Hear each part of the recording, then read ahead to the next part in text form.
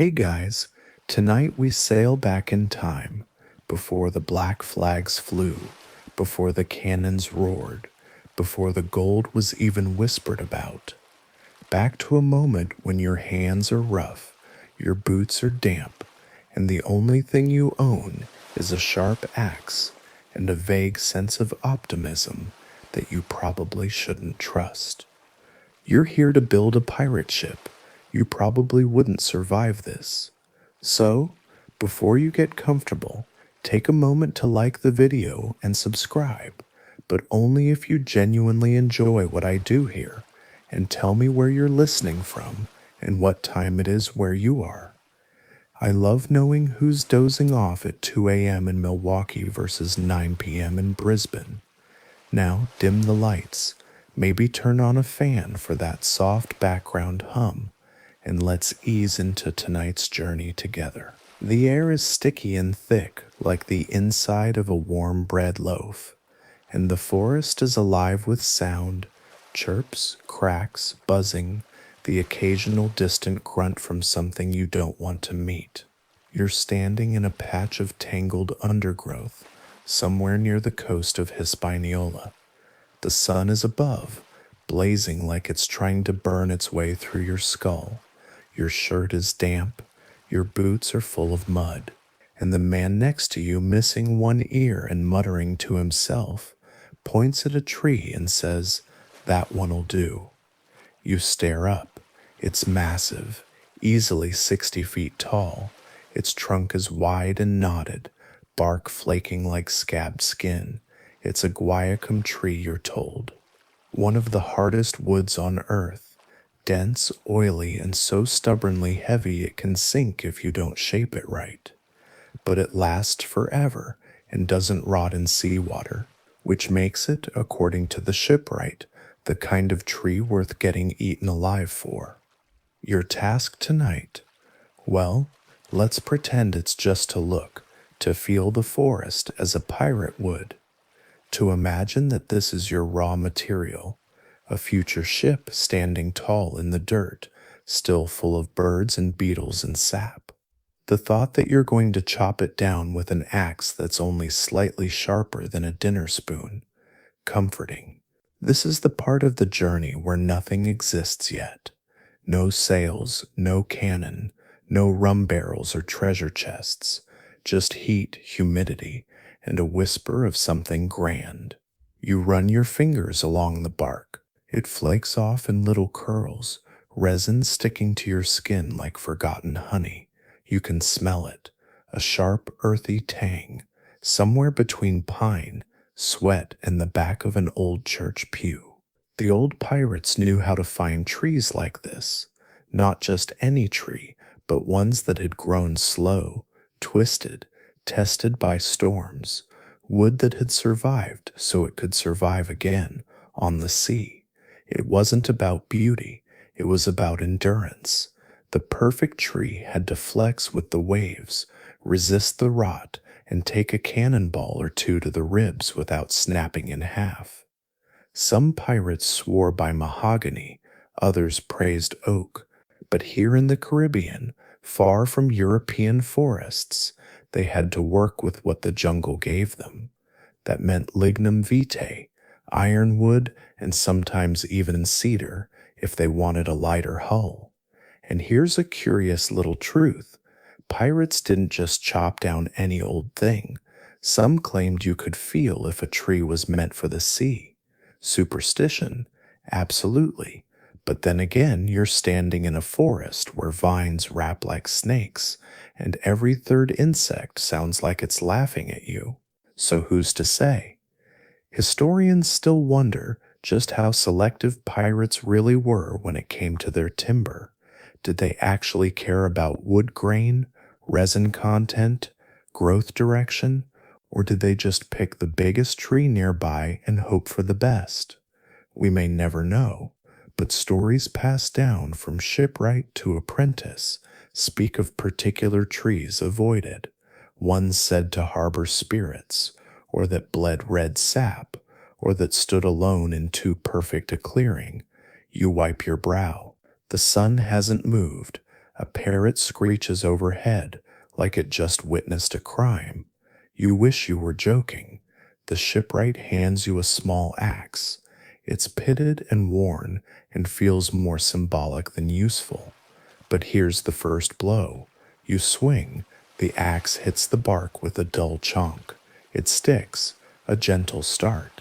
Behind you, someone chuckles. Only 900 more swings, they say. You don't look back. Instead, you listen to the forest. It's not silent, not even close. There's a kind of rhythm here, beneath the chirping, wind brushing the canopy, the rustle of something four-legged nearby, the quiet creak of trees swaying like sleeping giants, and underneath it all, a kind of low, steady pulse, like the earth is waiting, watching. There's something about this beginning, the way it asks so much of you before it gives anything back. Just standing here, sweat running down your spine, looking up at what will one day be your ship. It feels big, too big, but also weirdly personal, like naming your child before it's born, or building a life out of something that's still alive. Eventually, the shipwright speaks again. The tree doesn't fall fast. That's part of the pact. You don't ask what that means. You already know this man once married a cannon. Still, the logic checks out. You're not just making a ship, you're taking a thing that lived and bending it into something new. It should take time. You should sweat for it. Bleed a little, probably.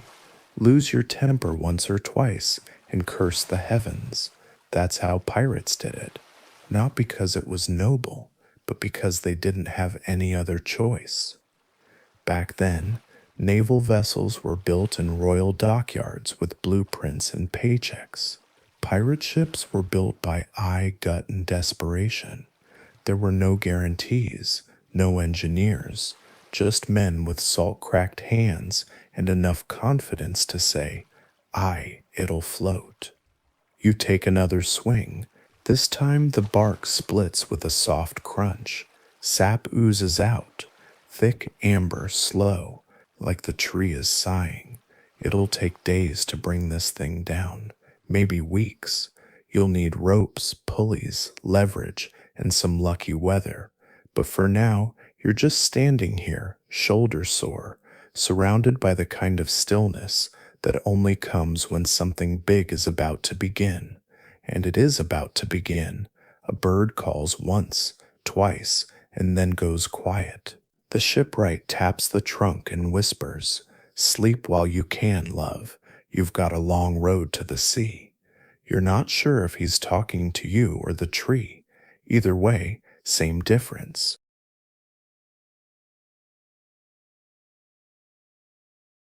You wake before the sun, or maybe you never fully slept. It's hard to tell. The jungle doesn't really do quiet. Even in the dark, things rustle, chirp, moan, and occasionally fall out of trees with a suspicious thump. You've given up trying to identify the sounds. At some point, it's just easier to accept that nature is both alive and extremely nosy. Your breath fogs slightly in the morning air, which is a cruel trick because within the hour the heat will return with its usual vengeance. For now, though, the dawn offers a fragile calm. Mist curls around the roots of ancient trees. The ground is soft beneath your boots. Everything feels possible. And then someone hands you a saw and says, "Mind the snakes." Welcome to your second day of shipbuilding. Today's job is simple. Chop trees. Chop a lot of trees. Then don't die. It starts with more clearing. The undergrowth here is like trying to walk through wet ropes. Vines pull at your legs. Twigs poke through your sleeves. Ants, you quickly learn, have no respect for personal space. Every time you take a swing at a sapling, something skitters away, sometimes a lizard, sometimes a snake, once a crab. How it got here, no one knows. The jungle has its secrets. There's a rhythm to the chopping, not elegant, not poetic, just relentless. The saw whines, the axe thuds. Someone nearby grunts every few seconds, like they're lifting invisible weights. You get splinters, you get blisters. You also get advice from a man missing 3 fingers who tells you not to trust trees that smell too sweet. Again, you don't ask. Again, it feels oddly reasonable. Eventually, the real tree falls. It doesn't crash so much as surrender. You've been at it for hours, a team of 6 alternating shifts soaked in sweat and covered in sap. The final crack is deep and clean, a sound you feel in your teeth more than your ears. The tree leans forward slowly, as if it's unsure, then topples with a sigh that shakes the ground. For a moment, no one speaks. Then a single cheer rises, a lazy, half-hearted celebration, the kind pirates prefer. After all, the work is only just beginning. You run your hand along the fallen trunk. It's massive up close, scarred, knotted, gnarled like an old sea captain's back. And now it's yours. A future keel, maybe, or a pair of ribs. The shipwright walks around it, nodding like a man inspecting a horse. He taps here and there, listens to the thuds, then spits into his palm and says she'll hold, which is the closest thing to a compliment you'll get today. Historically, pirates didn't have the luxury of big dry docks or workshops. They couldn't ship timber in from overseas or order perfectly milled planks. They built with what they found, usually in stolen coves or half-conquered ports, tucked into bays where the Royal Navy wouldn't think to look. The jungle was both their lumberyard and their battlefield, and this was dangerous work. Not just because of the snakes, though. Yes, there are snakes, and spiders, and those weird frogs that might be poisonous but no one's willing to test. The real danger was in the labor. Felling trees with hand tools was back-breaking. Logs could roll, snap, crush limbs. More than one pirate crew ended up burying half their shipwrights before the hull was even framed. You squat beside the stump. It smells strong, rich, something between pine and pepper. That scent will stick to your clothes for weeks. In a few months, when you're at sea and everything smells like mildew and saltwater stew, you'll miss this smell. You'll think back to this moment and forget how miserable your arms felt. Pirates often worked fast, but they weren't careless. They couldn't afford to be. A bad ship was a floating death sentence. So even in this mess of heat and bugs and half-rotted tools, there's a kind of precision. The men know how to spot a rot line in the grain. They can tell by sound alone if a log is solid enough for the hull or too soft to trust. You're learning too slowly, painfully, but it's sinking in. You pause to drink from a wooden flask. The water is warm and tastes like metal. Still, it helps as you rest. You watch 2 men start shaving bark from the fallen tree, revealing the raw, pale wood beneath. It's beautiful, smooth, strong, almost glows in the slanting sun. Feels like slicing bone, one of them says, chuckling. You decide not to think too hard about that. There's a smaller tree nearby you're meant to start on next. It's thinner but more stubborn. Your axe barely leaves a dent on the first few swings. The vibrations rattle your shoulder like a misaligned skeleton. The jungle heat kicks up again, thicker now. It feels like someone draped a wet wool blanket over your head and then lit it on fire. You keep chopping and chopping. By midday, your hands are raw. Your shirt sticks to you like a second skin, and your thoughts have narrowed to a single line. Why didn't I just become a fisherman? A mosquito lands on your neck. You slap it. You miss. The man beside you sees, shrugs, and mutters. They always win. As much as this feels endless, there's a strange peace in it too. The rhythm, the repetition, the hum of jungle life in the background. It's like the forest is testing you, not in a hostile way, just making sure you mean it. And you do.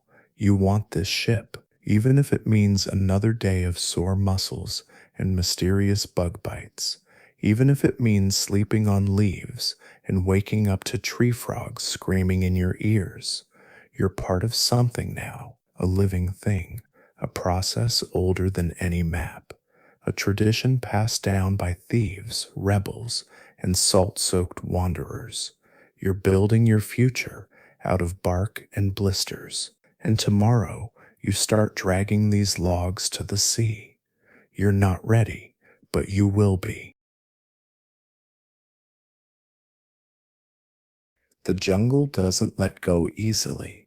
You learn this as you stand knee-deep in mud, hauling a log that easily outweighs 10 men, which is impressive considering only 5 of you are pulling.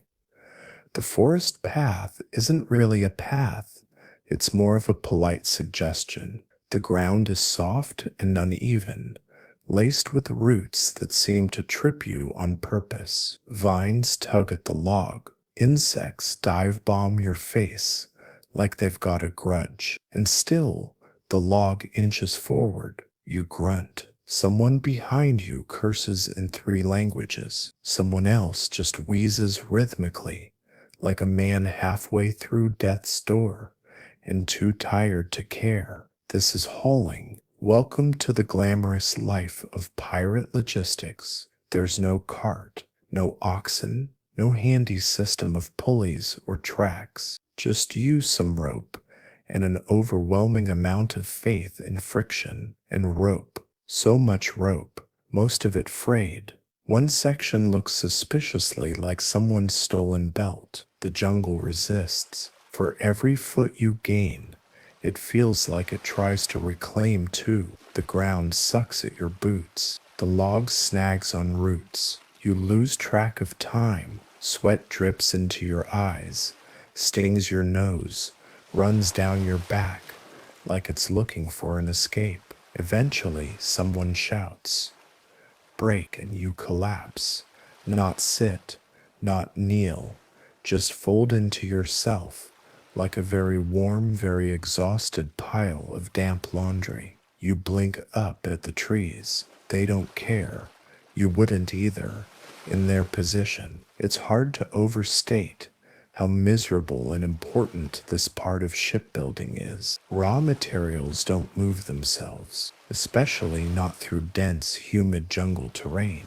Pirates didn't have the manpower or animals that navies did, so they made do with muscle, rope, and sheer stubbornness. Historical records hint that some crews spent more time moving trees than building ships. Some even paid local laborers or enslaved people in harsher truths to help. But when you're hiding out in a secret bay, avoiding bounty hunters and angry governors, you often have no one to rely on except the crew you already don't trust with your boots. Ready? Someone asks. You grunt in response, which is pirate speak for no, but I'll do it anyway. Back on your feet. The log shifts forward again. You lean your weight into it, and the rope bites into your palms. The jungle canopy filters the sun into shifting beams, like a cathedral made of green glass and heat stroke. Birds call out with mocking tones. A branch snaps somewhere off to your left. No one looks. The rope jerks suddenly. Someone stumbles. The log tilts. You all yell in unison as it slips sideways into a shallow ditch. There's a wet thud, and the collective groan of men questioning every decision they've made since birth. Well, says one, that's where it lives now. But it's not. You dig in your heels, take a breath, and start pushing again.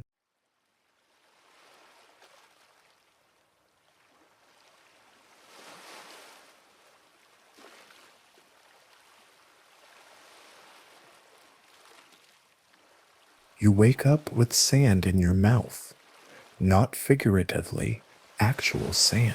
A fine, salty crust, coating your lips and wedged somewhere uncomfortable in your left ear. Your back is stiff, your legs are sore, and someone nearby is snoring like a wounded accordion. Morning has arrived again, bright and bleached and far too loud. Welcome to the hidden pirate shipyard. It's not marked on any maps, not officially anyway. That's kind of the point. The cove curves inwards, like a conspirator's grin, flanked on both sides by jagged cliffs that rise up like broken teeth. From the sea, you'd never spot it unless you already knew it was there. From the jungle, it's even harder to reach, dense, coiled, and full of insects that clearly went to finishing school for sadists. But from inside the cove, it feels like a world of its own. You sit up slowly, joints protesting, and take it in. The water here is shallow and calm, gently lapping at the sand like a lazy house cat. A few logs, yours among them, lie stacked just above the high tide line, dark and heavy and waiting to become something more. Farther up the beach, a handful of rough lean-tos have been slapped together with palm fronds and driftwood. They don't exactly inspire confidence, but they keep the sun off and the bugs somewhat out. The smell is an odd blend: salt air, resin, firewood, stale sweat, and something sizzling that might be fish or might be one of the crew's shoes. No one seems entirely sure. You stretch and wander toward the makeshift galley. There's a fire pit, a blackened pot, and a man named Lobster stirring something with a piece of driftwood. No one knows why he's called Lobster. No one wants to ask. He offers you a bowl with a grin that reveals 3 gold teeth and 2 regular ones just sort of hanging on. The stew is, that's the most generous term you can muster. You eat it anyway. And then, with the sun climbing, the real work begins. This cove has been used before. That much is clear. You see old timbers half buried in the sand, forgotten nails poking from tree trunks, and an ancient keel lying sideways in the underbrush, like the skeleton of a whale that never quite made it to water. Some say this place is cursed. Others say it's lucky. You suspect it depends on whether their last ship floated or didn't. The shipwright, as usual, says nothing, just walks the beach like a man listening for ghosts. Eventually he nods. We build here. No ceremony, no speech, just that. The decision is made, and so begins the transformation. You and the crew start to clear space along the shore, making room for a cradle, the rough wooden framework that will hold the ship as it's built. It's primitive, sure, but it works. You dig into the sand with crude shovels and flat boards, building trenches and beams to keep the hull stable. Once construction begins, every movement stirs up clouds of gnats. Every footstep finds a hidden root or a forgotten shell. Still, it feels right. There's something in the air here, not just salt and sweat. Something older. This is where ships are born, not in factories or dry docks, but here where the forest meets the sea, and men gamble months of labor on the hope that wood will float. You drag your logs into place, line them up, wipe away the sand and sap. Each one has a role to play, and the shipwright starts pointing them out. This for the keel. That's a beam. That one may be mast. You nod as if you understand. He narrows his eyes. You don't. You nod again, more slowly. He grunts. You will. One log in particular draws attention. It's longer than the others, straighter, a bit cracked at the end, but nothing fatal. The shipwright thumps it with his knuckles, listens to the echo. This one's seen storms, he mutters. Is that good? He shrugs. We all have. It's chosen for the keel, the ship's spine, the first piece that will be laid. Everything else will be built around it. It's a responsibility, really, a pressure. You feel oddly honored, like the tree's final purpose is unfolding here in this secret cove. And not to be too dramatic, but the whole thing has a kind of spiritual energy. Maybe it's the sunlight glittering off the waves, or the quiet rustle of wind through palm fronds, or the way the crew, despite their constant grumbling, move with a strange unity. You're part of something bigger. And yes, fine, it smells like crab guts and fermented sweat, but still bigger. You help drag the keel log to the cradle site. It takes all of you. Rope is wound, sand is scraped, someone yells encouragement, someone else yells criticism, and somewhere in the back, Lobster is still stirring his pot with an unsettling amount of focus. When the keel finally rests on the cradle, it feels like the whole beach exhales. The shipwright spits, then smiles faintly. Now she starts to breathe. There's a widely known historical fact buried in this moment. Pirate shipyards like this were scattered all over the Caribbean, often hidden in places exactly like this, unguarded, makeshift, but brilliant in their location. These coves gave pirates the edge, secluded, defensible, and close enough to shipping lanes that a new ship could sail straight into action. And here's a lesser-known detail. Some pirates reused the same shipyard over and over, burying old holes under the sand, returning year after year like pilgrims. Not for tradition. Pirates weren't exactly sentimental, but because it worked, and maybe, just maybe, because they believed these places carried luck. You step back and look at the beach. Logs lined up, cradle set, crew in motion, the ocean still and watchful. There's no turning back now. Historians still wonder how often pirate ships were born this way, built from scratch in secret spots, by untrained hands. Was it common? Rare? Were these ships as seaworthy as the ones from navy yards? Or did they survive through speed, luck, and the sheer audacity of their captains? You don't have the answer, but you're about to find out. The sun dips lower, shadows stretch across the sand. The keel lies still, but somehow alive. The jungle looms behind you. The sea whispers in front of you. You sit beside the log that will carry you across the ocean, and you wonder, not for the first time, if it will hold. But for now the cove is calm. The fire crackles, the air softens, and you let yourself rest just a little beside the bones of a ship not yet born.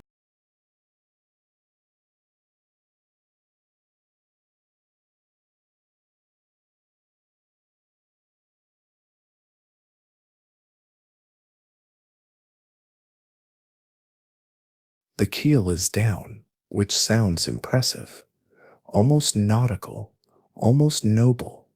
But what it really means is this: you've dragged a very long, very heavy log into a very specific spot, and now everyone's treating it like royalty. No one steps on it. No one leans on it. One guy accidentally dropped a coconut nearby and was promptly exiled to coconut detail, which is less fun than it sounds. The keel is sacred now.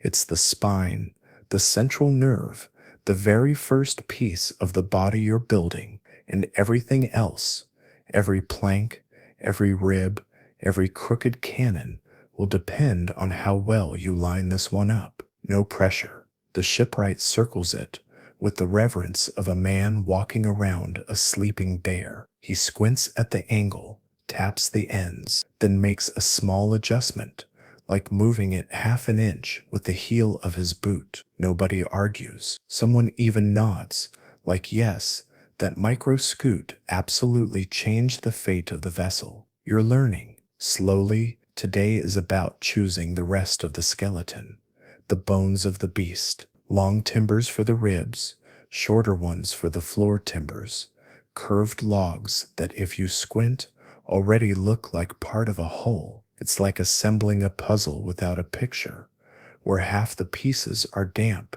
and several have termites. But the shipwright sees shapes in wood, the way other men see faces in clouds. He places a gnarled log on the sand, tilts it slightly, and says, "That's a starboard frame." Near the quarter, you stare at it and see a broom handle with commitment issues. But sure, starboard frame, quarter, got it. The beach turns into a lumber yard. You and the crew haul each log into position. Some are split lengthwise, using iron wedges and heavy mallets. The sound is sharp, like bones cracking under pressure, which is fitting. You're building ribs today. Each one gets measured, roughly, using knotted rope or the shipwright's scarred forearm, and trimmed with axes. You carve notches, hack curves, and slowly coax the wood into the skeletal outline of a ship. And that's when it starts to happen. Not suddenly, but steadily. A shape begins to emerge. Not just logs on sand, not just an idea in someone's head. A hull, a real, honest-to-see water hull. You see it in the shadows the timbers cast, in the way the frame narrows at the bow and flares at the beam. You see it in how the crew starts talking differently, less swearing, more murmuring, as if raising the bones of a ship deserves at least a little awe. You set a rib in place, wedge it against the keel, and step back. It looks right, crooked and creaky, and slightly drunk-looking, but right. There's a certain pirate charm to it. And here's the thing, historically, pirates didn't build perfect ships. Not even close. They couldn't afford the symmetry and polish of royal dockyards. Their vessels were often asymmetrical, slightly off-kilter, patched together from different woods. But what they lacked in grace, they made up for in guts. A pirate ship wasn't a cathedral. It was a beast, built to chase, corner, and sometimes flee very, very quickly. It had to be fast, light, and unpredictable. And those ribs you're installing, those are the cage, the skeleton that holds everything together. The shipwright runs his hand along one timber and says, "This one'll creak in the cold." Is that bad? No, just honest. He gestures for you to mark it anyway. Some believe that a creaking rib warns of bad weather. Others think it's just wood being wood. Either way, the crew starts assigning personalities to the ribs, names, quirks, nicknames like Old Splitfoot and Portside Pete. You try to pretend that's normal, but deep down it does feel like the ship is alive already. And if it is, you're building its spine and cage and heart all at once. There's one timber that doesn't quite fit. It's warped, twisted like it grew in protest. You try to shape it. The axe catches. The wedge slips. You curse. It stays defiant. The shipwright walks over, gives it a long look, and grunts. "We keep it, but it's crooked." Aye, so are we. It becomes part of the port side bow frame, slightly off angle, slightly glorious, and suddenly the whole line of the hull feels a little less rigid, a little more real. That's the funny thing. When pirates built their ships, imperfection wasn't just accepted, it was part of the identity. These weren't ships for parades or naval inspection. They were built by rebels, smugglers, dreamers. Their bones had to carry chaos. Historians still debate whether pirate-built ships were seaworthy marvels or floating accidents waiting to happen. Some accounts praise their speed and agility. Others describe them as barely afloat and held together by fear and tar. The truth probably lives somewhere in between. But standing here, surrounded by ribs rising in rows, you feel something else entirely. Pride. Not the clean, polished kind, but the kind you earn with sweat and bruises, and the growing certainty that what you're making might actually work. Night falls as the last rib is locked in. You sit on the sand,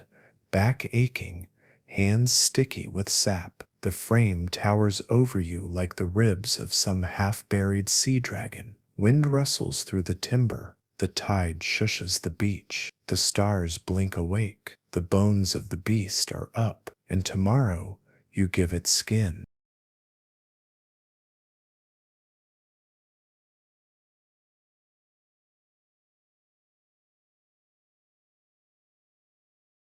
Dawn breaks red and quiet, not the screaming kind of red that means storm, but a sleepy sort of crimson, the color of blood after it's dried on your knuckles. You stretch, your spine cracks like an old mast, and already the sand is warm underfoot. The bones are waiting, that skeleton you and your crew raised yesterday, keel, ribs, floor, timbers.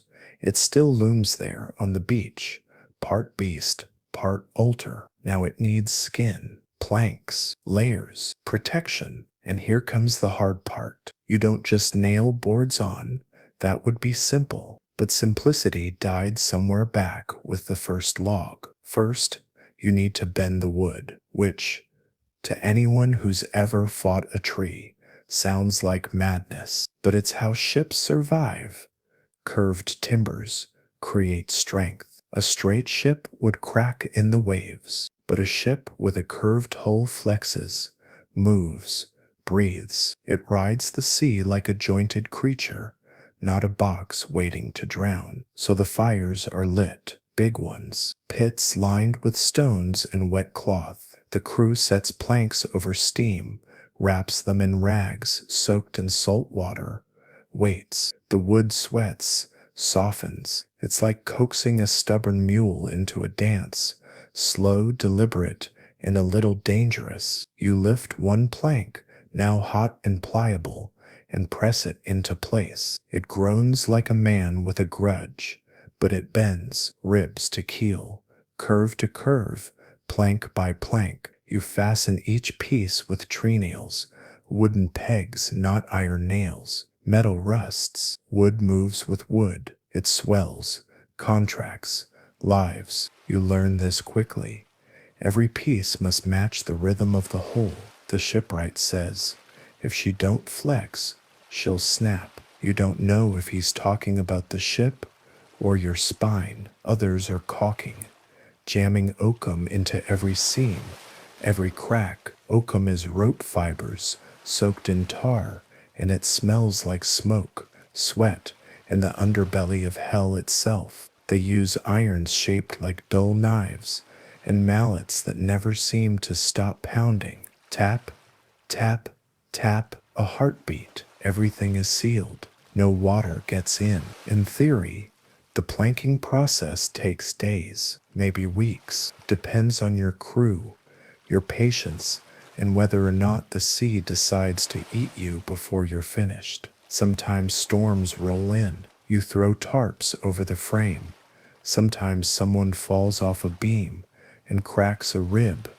Not the ship's, his. Sometimes someone sings sea shanties until you threaten to gag them with tar. But the hull rises. First low, then round, a belly. Then it narrows again, sweeps up. A bow, a stern, a shape with purpose. There's a moment, quiet, almost holy, when you step back and see it for the first time. A ship, not just lumber, not just a plan, but a real vessel. Crude, yes, imperfect, obviously, but undeniably born of sea thinking. This is the moment most pirate captains remember forever, because it means they've taken something from nothing. Chaos into order, driftwood into defiance. A ship is not just a tool, it's an extension of your own madness. It moves with you, it dies with you. She has no name yet, that comes later. She has no sails, no masts, no rudder, but she has form, and form out here is everything. Let's pause a moment from our sweaty, sun-scorched shipyard and talk about why pirates built ships this way. You might be imagining sleek frigates or towering galleons, but most pirate ships were neither. They favored smaller vessels, sloops, schooners, and sometimes brigantines. Why? Because speed was king. You needed to chase prey, dodge the navy, and flee faster than the truth. Smaller ships had shallower drafts. That meant they could sail into coves and rivers where bigger ships would run aground. It also meant they could hide. Pirates were masters of vanishing, but that didn't mean they sacrificed strength. These hulls, odd, curved, imperfect, were designed to take a beating. Waves, cannon fire, coral reefs, betrayal. They had to survive it all. Some pirates rebuilt captured merchant ships into fighting vessels. Others started from scratch, like you're doing now. But in both cases, the hull was everything. It determined speed, stability, storage, and above all, survival. Back on the beach, the planking nears completion. The crew starts carving scuppers, those little holes near the deck that drain water overboard. A ship without scuppers is a bathtub in denial. You'd be shocked how many first-time captains forget this. You also cut out the gun ports.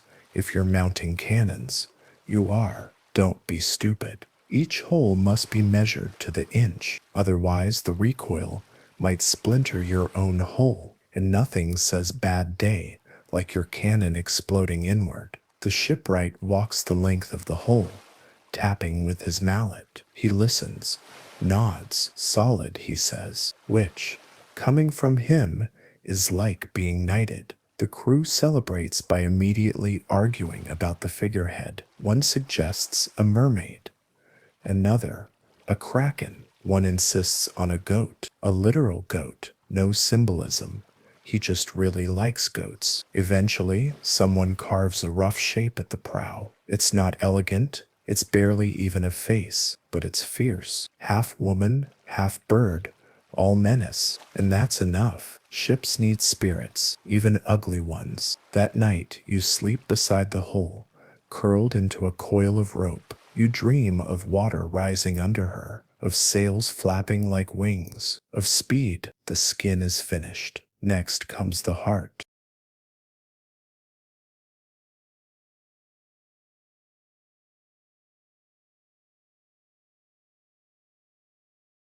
The hull is done.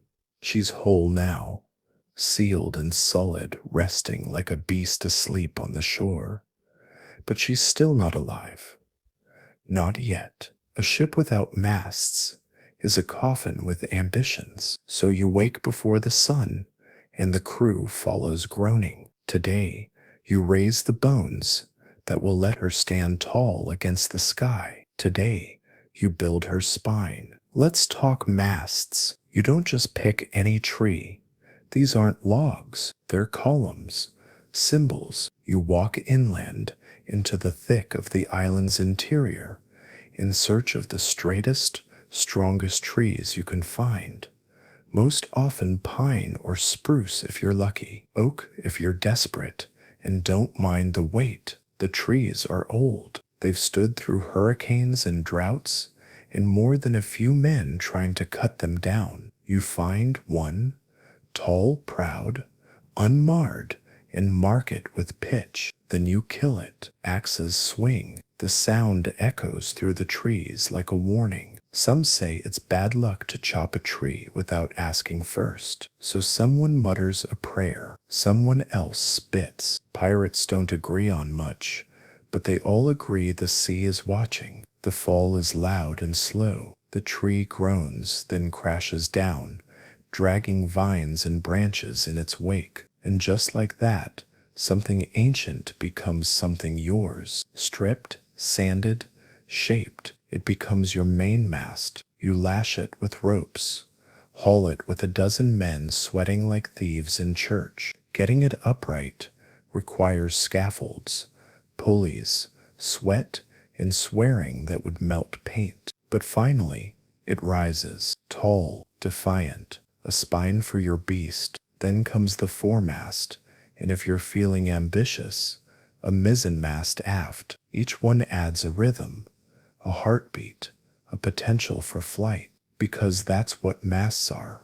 Really, your wings, but they're more than wood. They hold your sails, your hopes, and your life in the balance. Without sails, your ship goes nowhere, and unlike hulls or masts, you can't just carve these out of a tree. You have to build them, stitch by cursed stitch. Sails are made from heavy canvas, sometimes hemp, sometimes flax, sometimes old sackcloth, if you're desperate. They're stiff at first, like wrestling a drunk bear, but with enough oil, grease, and time, they become pliable. Your sailmaker is either a genius or a lunatic, usually both. He works in the shade, away from the noise, measuring bolts of canvas with lines of chalk and muttered insults. Every seam is hand-stitched, every reef point carefully looped. If he messes up even slightly,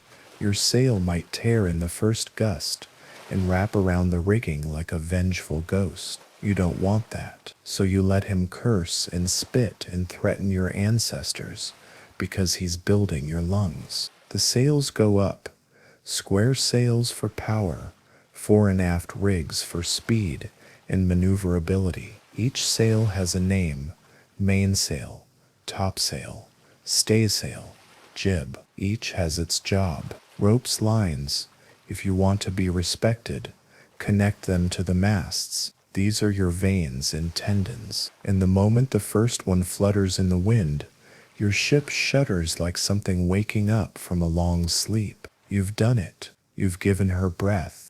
Look at any proper ship, and you'll see a forest of ropes, pulleys, and lines crisscrossing like a lunatic's knitting project. That's rigging. It's part art, part engineering, and all nightmare.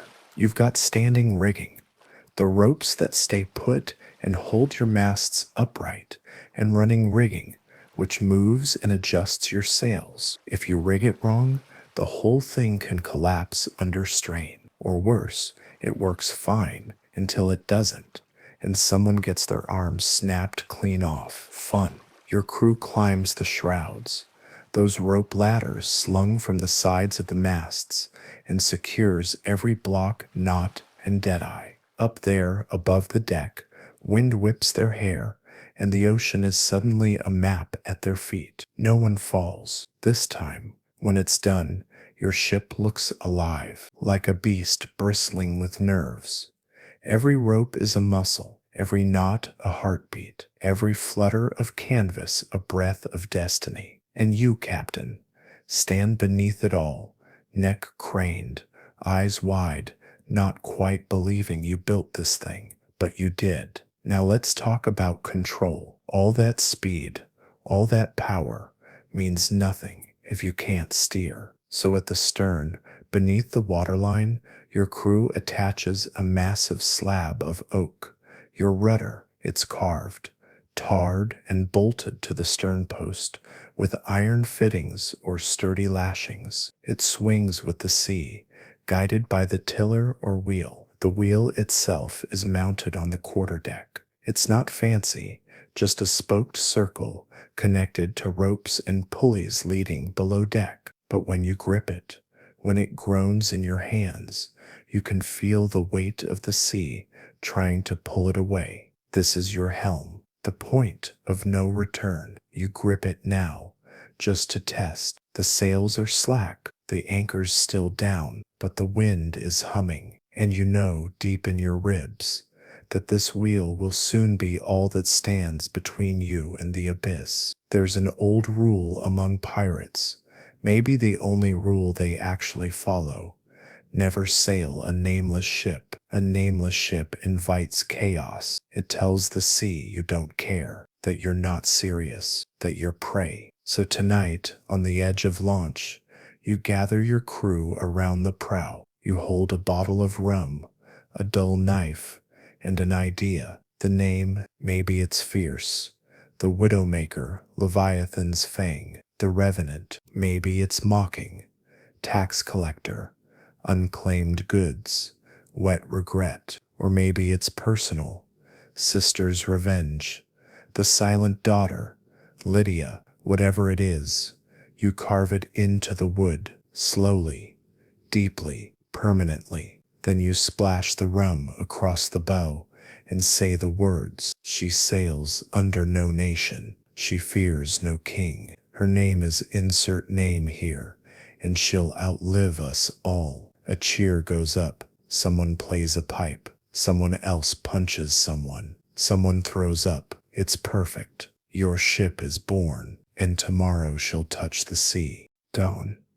The sky is still a bruised gray, the color of forgotten memories. The tide's rising, slow and solemn, like it knows what's coming. Your ship, your creation, stands poised at the edge of the beach on her wooden cradle. Months of labor, sweat, splinters, blood, and more than a few curses, whispered to the sea, have led to this. So it's time to set her free. But launching a pirate ship isn't just about sliding it into the water like a toy in a bathtub. It's a ritual, a gamble, a violent ballet between gravity and trust. Let's break it down.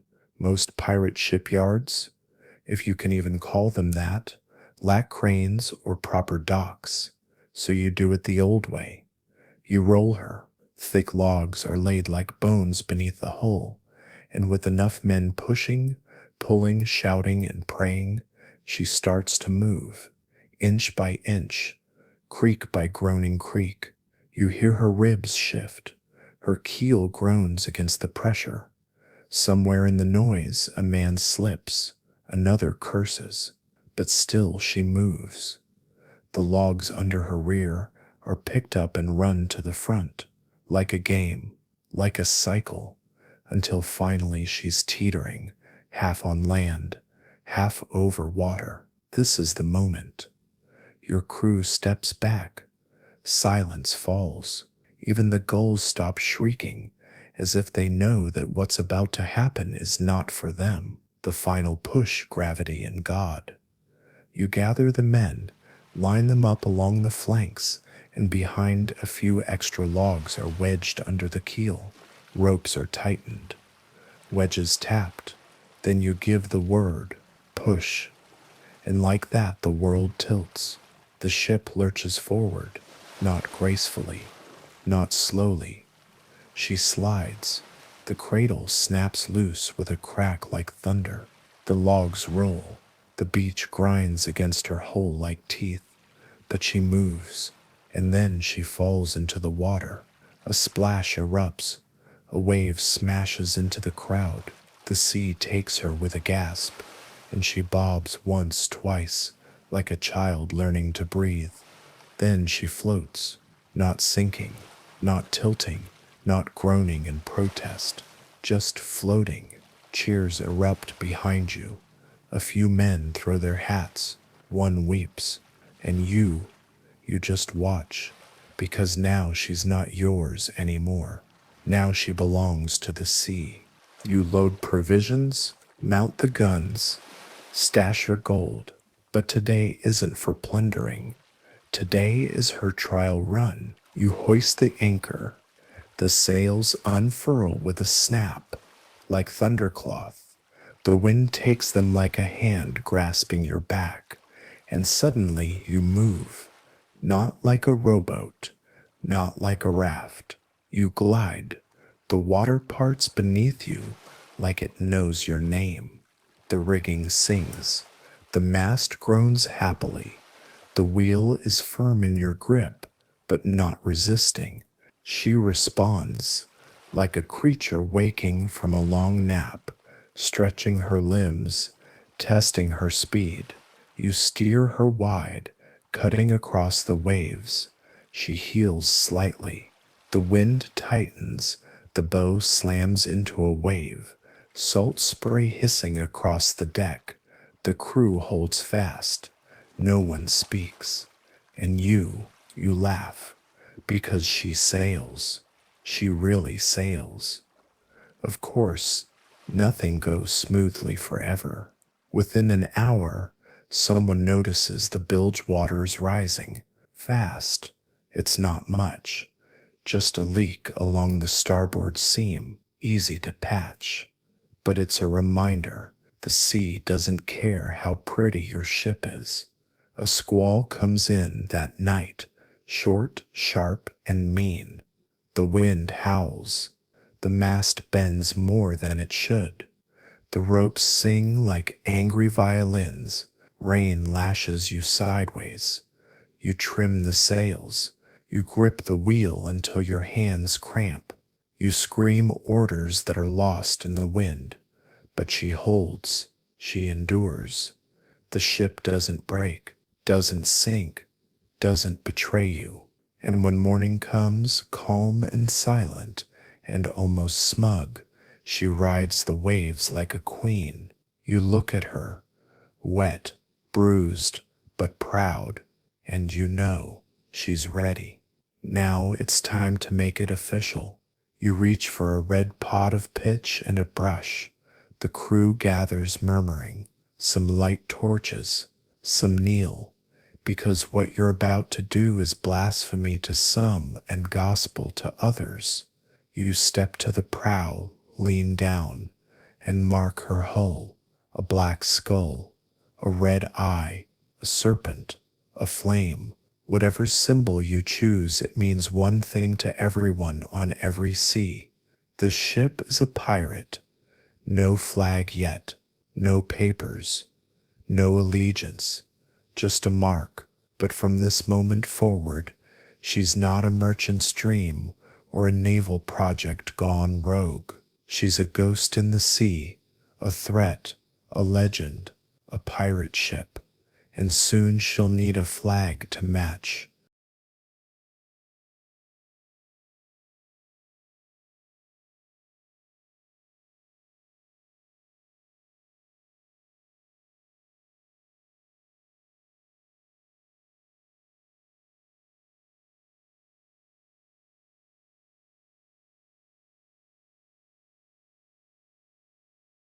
Dawn. The sky is still a bruised gray, the color of forgotten memories. The tide's rising, slow and solemn, like it knows what's coming. Your ship, your creation, stands poised at the edge of the beach on her wooden cradle. Months of labor, sweat, splinters, blood, and more than a few curses whispered to the sea have led to this. It's time to set her free. But launching a pirate ship isn't just about sliding it into the water like a toy in a bathtub.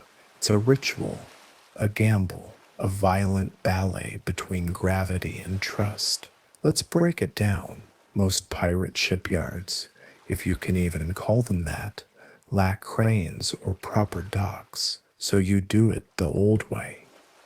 You roll her. Thick logs are laid like bones beneath the hull, and with enough men pushing, pulling, shouting, and praying, she starts to move, inch by inch, creak by groaning creak. You hear her ribs shift, her keel groans against the pressure. Somewhere in the noise, a man slips, another curses, but still she moves. The logs under her rear are picked up and run to the front, like a game, like a cycle, until finally she's teetering, half on land, half over water. This is the moment. Your crew steps back. Silence falls. Even the gulls stop shrieking, as if they know that what's about to happen is not for them. The final push. Gravity and God. You gather the men, line them up along the flanks, and behind a few extra logs are wedged under the keel. Ropes are tightened, wedges tapped. Then you give the word, push, and like that, the world tilts. The ship lurches forward, not gracefully, not slowly. She slides. The cradle snaps loose with a crack like thunder. The logs roll. The beach grinds against her hull like teeth. but she moves, and then she falls into the water. A splash erupts. A wave smashes into the crowd. The sea takes her with a gasp, and she bobs once, twice, like a child learning to breathe. Then she floats, not sinking, not tilting, not groaning in protest, just floating. Cheers erupt behind you. A few men throw their hats. One weeps, and you just watch, because now she's not yours anymore. Now she belongs to the sea. The first sail, trial by wind. You load provisions, mount the guns, stash your gold. But today isn't for plundering. Today is her trial run. You hoist the anchor. The sails unfurl with a snap, like thundercloth. The wind takes them like a hand, grasping your back, and suddenly you move. Not like a rowboat, not like a raft. You glide. The water parts beneath you, like it knows your name. The rigging sings. The mast groans happily. The wheel is firm in your grip, but not resisting. She responds like a creature waking from a long nap, stretching her limbs, testing her speed. You steer her wide, cutting across the waves. She heels slightly. The wind tightens. The bow slams into a wave. Salt spray hissing across the deck. The crew holds fast.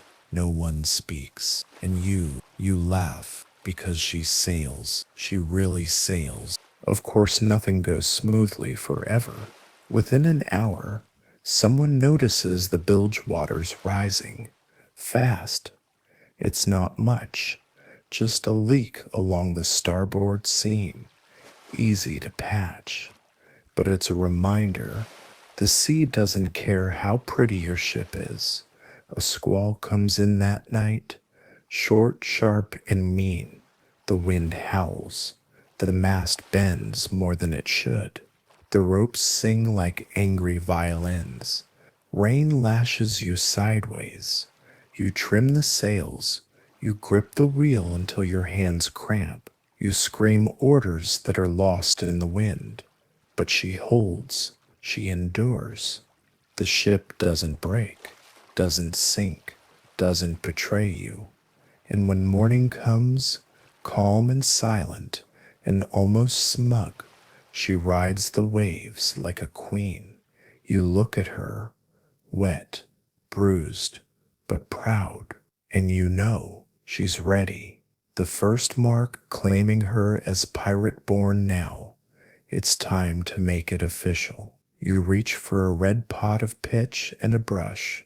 The crew gathers, murmuring. Some light torches, some kneel, because what you're about to do is blasphemy to some and gospel to others. You step to the prow, lean down, and mark her hull.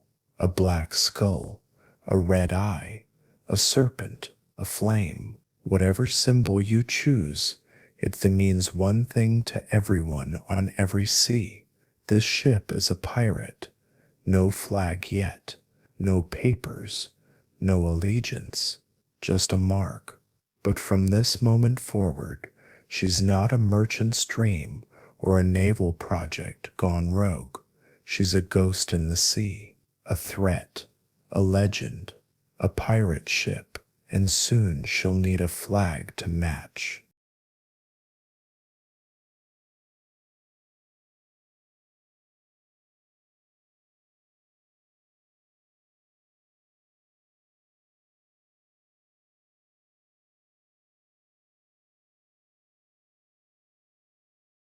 When in which ship floats, new and wild, but she's still silent, a ghost waiting to speak. That voice comes from a fluttering piece of cloth at the masthead, the pirate flag. Not just a flag, but a warning, a declaration, a dare. You've seen the legends, right? The black banner with the skull and crossed bones, a grinning skeleton, an hourglass dripping death, a bleeding heart pierced by a dagger. all of them designed to do one thing: strike fear. Flags aren't just decoration, they're psychological weapons. Before the cannons roar or the cutlasses flash, before a pirate even steps foot on your deck, that flag is screaming, you're about to lose everything. Designing your flag, more than just skulls, here on your ship, you need a flag that matches your soul. You dig through scraps of cloth, old sails, torn shirts, a captain's jacket from a ship you may have borrowed. The crew debates the design: skull or no skull, a heart dripping blood or a sword dripping rum, a dancing skeleton. Wait, why is there a dancing skeleton? You shrug.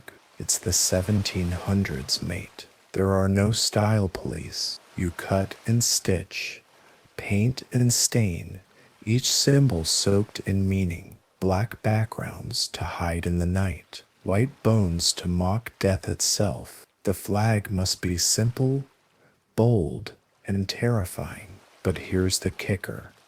Pirates didn't fly the Jolly Roger all the time. Nope. It was a strategic move. Fly it too early, and you scare away prey. Fly it too late, and you miss the intimidation factor. So many pirates started with a false flag, a friendly merchant flag to sneak up on ships. Then, at the last moment, they'd raise the Jolly Roger, letting the target know that mercy was off the table. It was psychological warfare. 101. Some flags even had color codes. Red meant no quarter, no mercy. Black might signal a chance to surrender, and variations were endless. Skulls, hourglasses, skeletons with spears, bleeding hearts, crossed swords, or even symbols personalized to the captain's own legend. Your flag is your reputation, sewn into cloth, and that reputation can mean life or death. The unknown stories behind pirate flags. Here's a little known fact.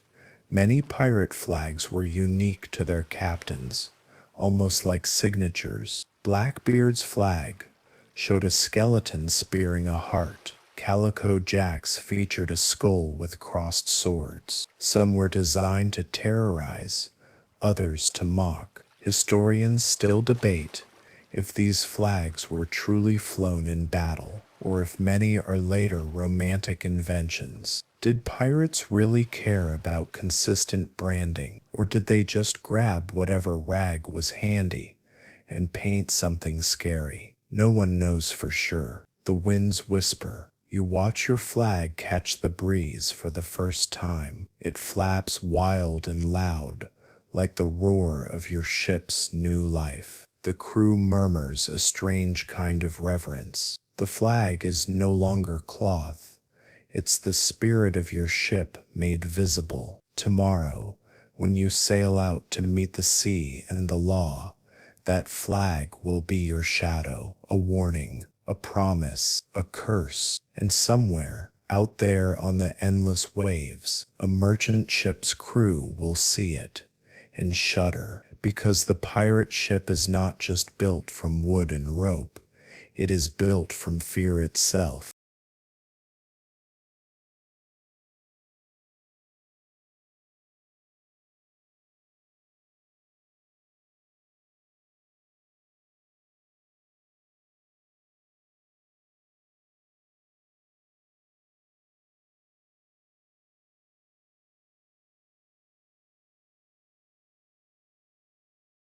Your ship floats proudly under her fierce flag, but she's still just a floating skeleton with breath. Now comes the part every pirate captain secretly loves, loading her up with weapons to make her a true terror of the seas. This isn't a museum piece, it's a war machine. Cannons, thunder on deck cannons, are the heartbeat of a pirate ship's firepower. You need them loud, fast, and deadly, but also manageable on a rolling, creaking deck that hates stability. Most pirate ships carry anywhere from a handful to a couple dozen small cannons, often called 6-pounders or 4-pounders, indicating the weight of the cannonball they fire.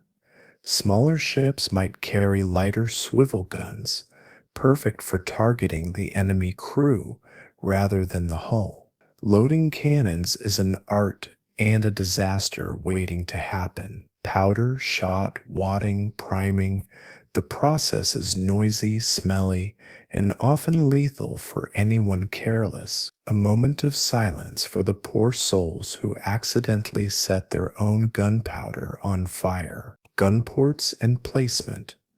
You have to cut gun ports into the hull, framed carefully so the cannon can poke out, fire, and retreat without wrecking your ship. They're tricky to size.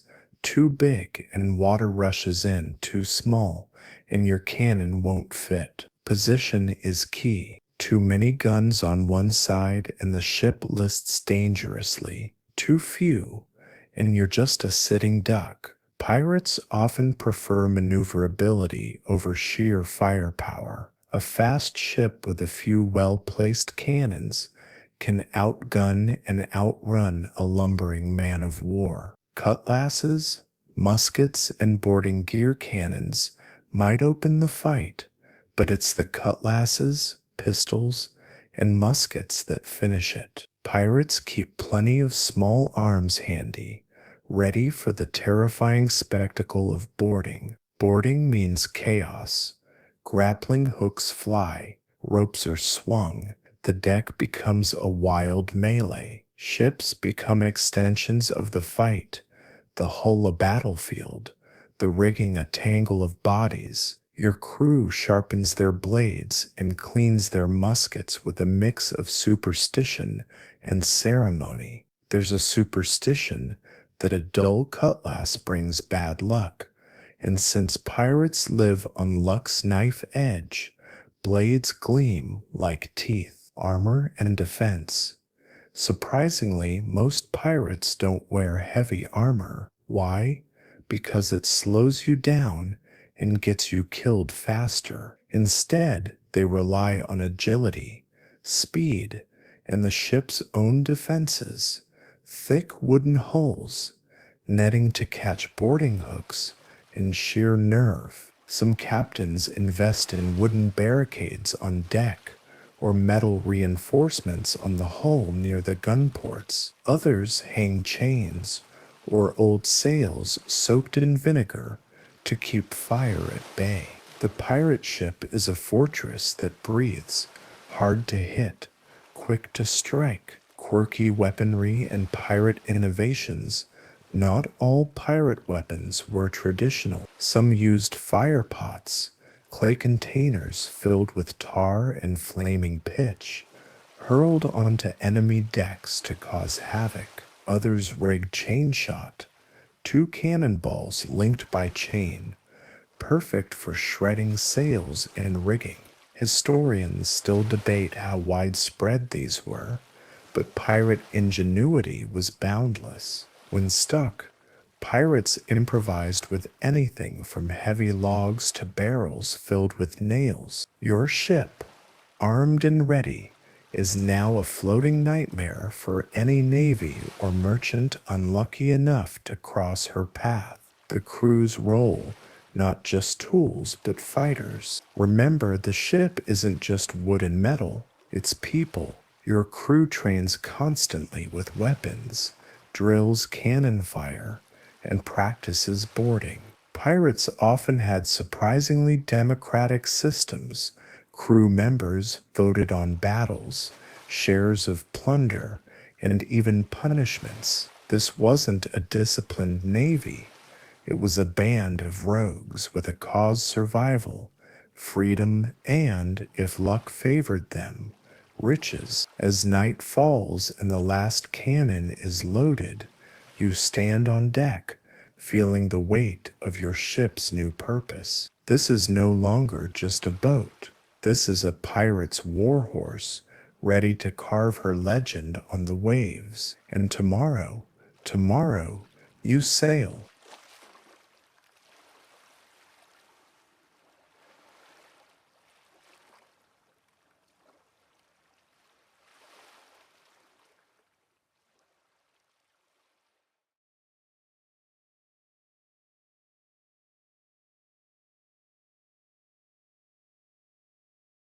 The cannons are loaded, the sails hoisted, and the flag snaps in the breeze.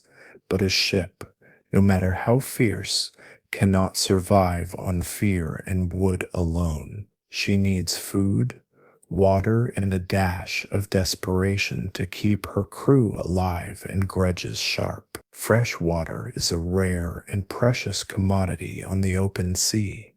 Barrels of it are stored below decks, sealed tight, but always at risk of turning sour after weeks or months. You know from experience that a parched crew is a mutinous crew. Rum might be plentiful, but it doesn't replace the need for clean drinking water. Sometimes pirates capture water from captured ships or find hidden springs on islands. Sometimes they risk stopping at friendly ports, though friendly is always a question mark. The staple pirate diet includes hardtack, a dry rock hard biscuit that's both food and weapon, depending on how hungry you are. It lasts forever, but tastes like cardboard with a grudge. Crew members develop various survival tricks, soaking it in water or coffee to soften it, grinding it into crumbs to mix with salted pork or peas. Despite its terrible reputation,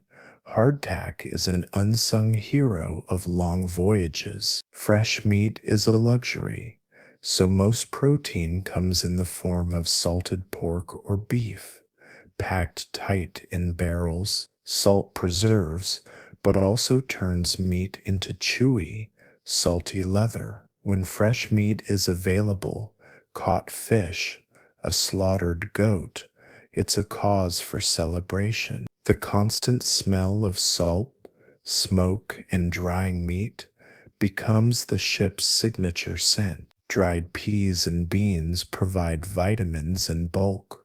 Cheese, when properly aged, can last a voyage, but sometimes turns into a science experiment. And then there's the occasional indulgence, lemons or limes to prevent scurvy, fresh bread baked when conditions allow, and of course, plenty of rum. Rum is a medicine, morale booster, and social glue. A pirate ship's hold is a puzzle. Too much food means less space for loot. Too little invites disaster. Crew members argue over rationing and hoarding. Sometimes they gamble on quick raids to restock. Sometimes they risk stopping at a port with a price to pay. Historians still debate how pirates balanced long voyages with limited provisions. Did they plan carefully or just live day to day? The truth likely falls somewhere in between. You lean against the mast, watching the crew organize the last barrels and sacks. This ship is alive in so many ways: wood and rope, cannon and flag, but also salt and rum and hunger. She's ready to face the endless blue. Above deck, your ship looks like a floating fortress, but below it's a different story.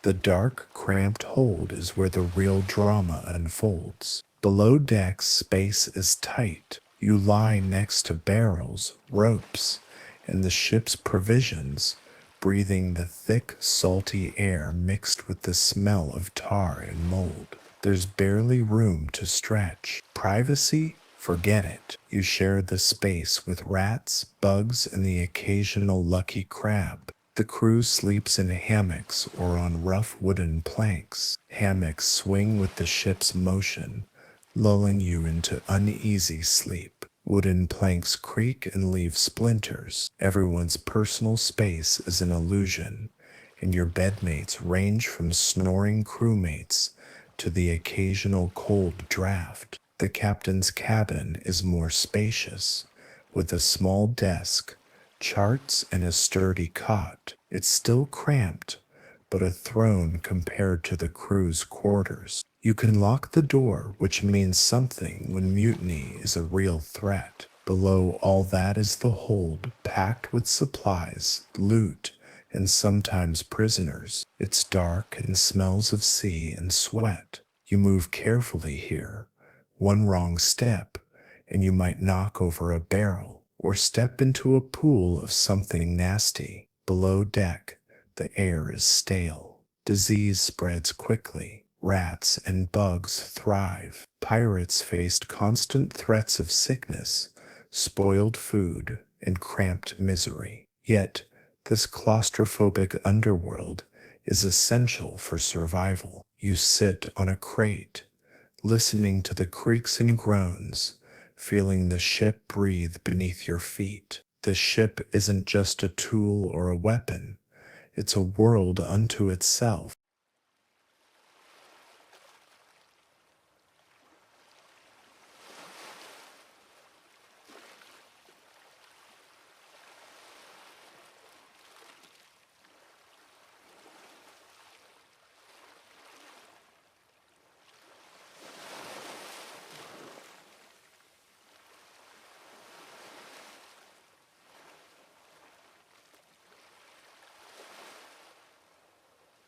Navigational tools.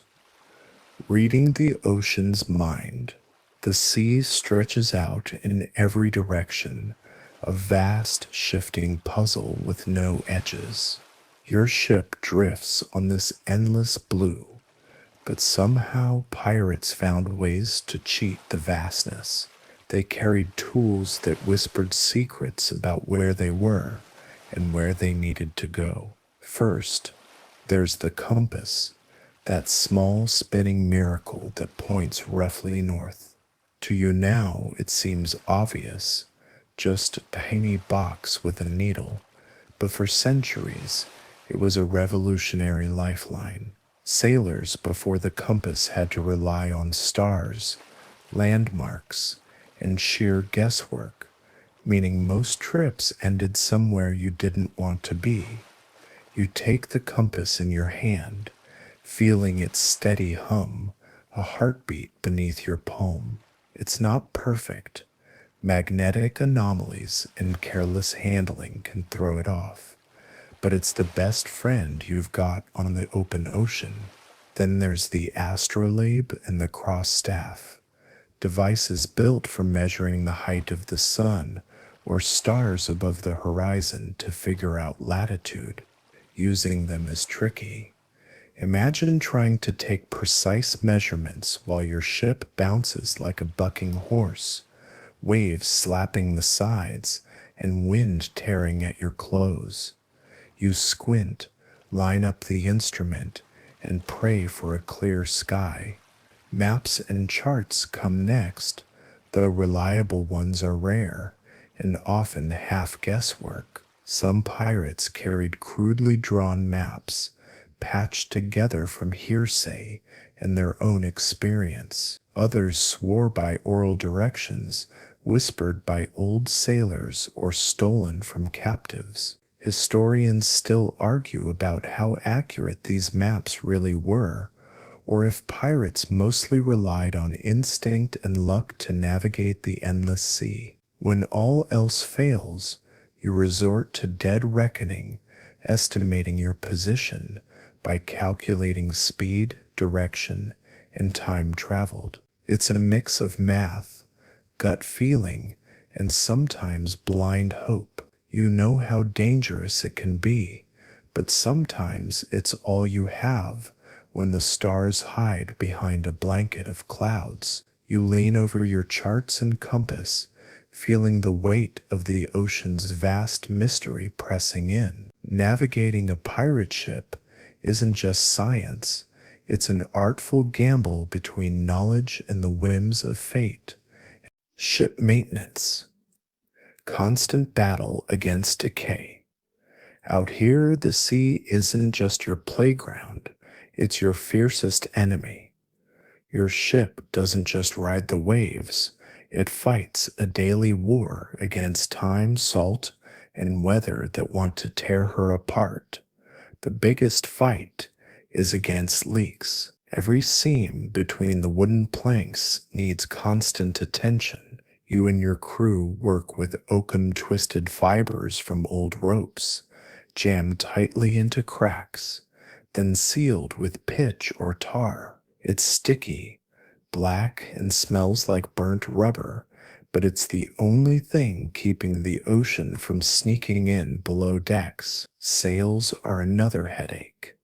The wind tears at them relentlessly, leaving rips and holes that must be stitched and patched with heavy canvas and thick thread. A torn sail can mean disaster if a storm hits, so you or the ship's sailmaker spend hours bent over a patch, sewing with fingers raw and calloused.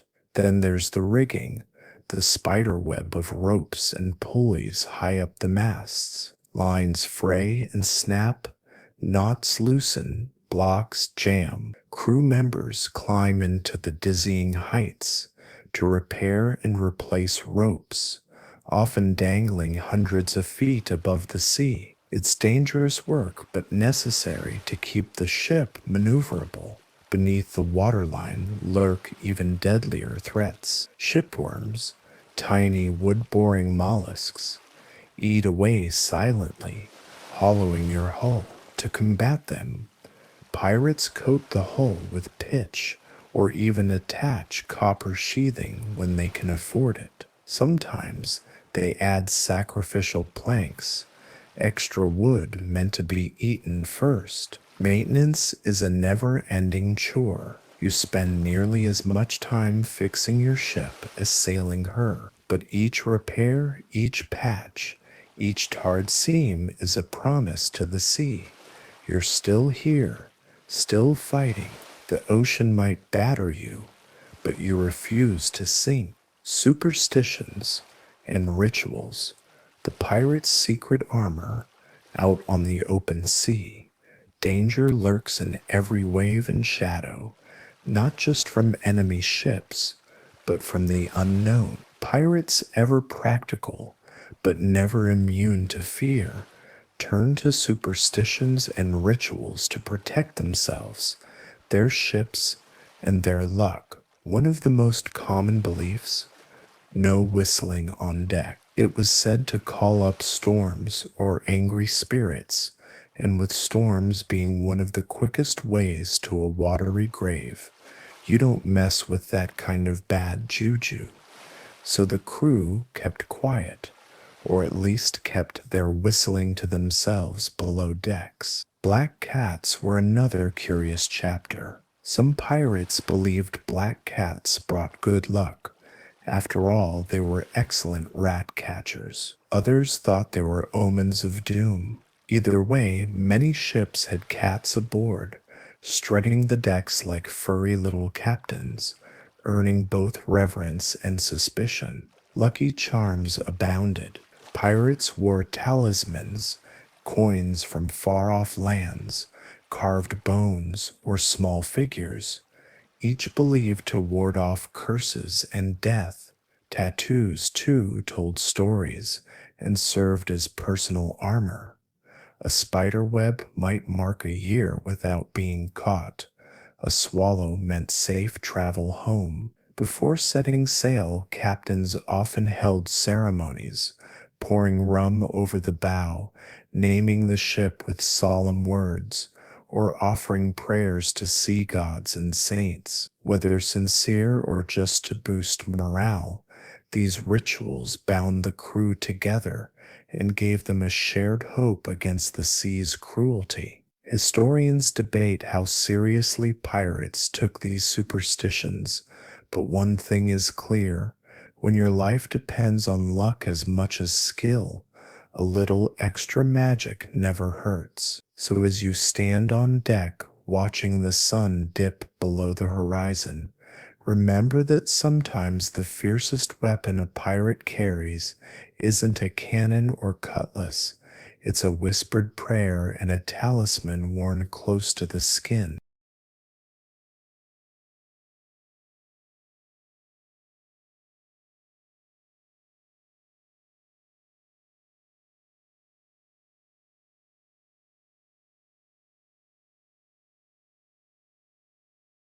The ship's rigging, a tangled web of survival above you. The ship's rigging stretches like a spider's web spun between masts and sails. Thousands of ropes, pulleys, and lines working together to catch the wind and steer your floating fortress. Every rope has a purpose.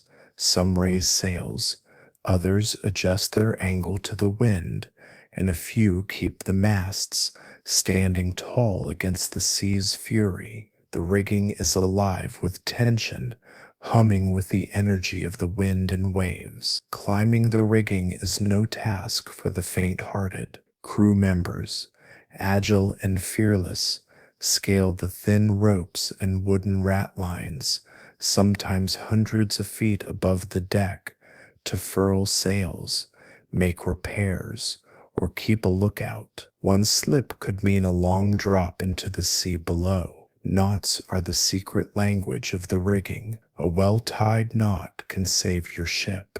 A poorly tied one can doom it. Pirates learn dozens of knots, each designed to hold under pressure or come loose at just the right moment. Despite its complexity, the rigging is essential. Without it, the sails flop uselessly, and the ship becomes a lifeless log. Historians wonder how much rigging knowledge was passed informally among pirates. Was it a guarded secret or a common skill taught to every new recruit? You run your hand along the coarse ropes, feeling the wear of countless storms and adventures. This tangled web is more than equipment. It's the ship's nervous system, connecting every part and keeping her alive. The figurehead, the ship's soul in wood. At the prow of your ship, carved with care and a touch of superstition, sits the figurehead, a wooden guardian staring boldly into the waves. She's more than decoration.